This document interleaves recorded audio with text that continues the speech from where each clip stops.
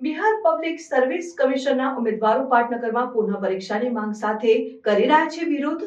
Bihar public service કમિશનના ઉમેદવારો તાજેતરમાં યોજાયેલા પ્રાથમિક પરીક્ષાઓ માટે પુનઃ પરીક્ષાની માંગ સાથે સડકો પર ઉતરી આવ્યા છે. આ આંદોલન વિરોધ અને કાગળની લીક અંગેના આરોપો પરથી શરૂ થયું છે, જે પરીક્ષા પ્રક્રિયાની ઈમાનદારી અંગે ચિંતા ઊભી કરે છે.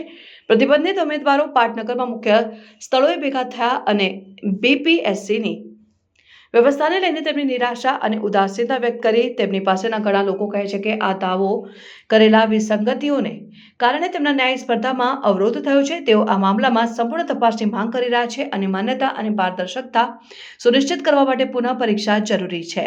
આ વિરોધમાં સોનુના હજારો ઉમેદવારો સામેલ થયા, જેમણે નારા લગાવ્યા અને તેમના દાવોને પ્રકાશિત કરતી પ્લેકાર્ડ્સ રાખ્યા. અને તેઓએ ભારપૂર્વક જણાવ્યું કે ઘણા ફાળવણી સેવા માટેની આશા ધરાવતા લોકોનું ભવિષ્ય જોખમમાં છે. આ કમિશનને પરીક્ષા પ્રક્રિયામાં થયેલ કોઈપણ ખામી માટે જવાબદાર ઠેરવવું જોઈએ. સ્થાનિક નેતાઓ અને અન્ય સંસ્થાઓએ વિરોધ કરતા ઉમેદવારોને સમર્થન આપ્યું છે. બીપીએસસીને તેમની ફરિયાદોને તાત્કાલિક રીતે ઉકેલવા માટે અપીલ કરી છે. આ પરિસ્થિતિ વિવિધ મીડિયા દ્વારા ધ્યાન ખેંચી રહી છે, કારણ કે વિદ્યાર્થીઓ ન્યાય અને તેમના પ્રતિભાના પુરાવા આપવા માટે સમાન તકની માંગ કરવામાં નિષ્ઠાવાન રહે છે. જ્યારે આ વિરોધ ચાલુ છે, બીપીએસસી પર ઉમેદવારો દ્વારા ઉઠાવવામાં આવેલા પ્રશ્નોના જવાબ આપવા માટે વધતી જતી દબાણનો સામનો કરી રહ્યો છે.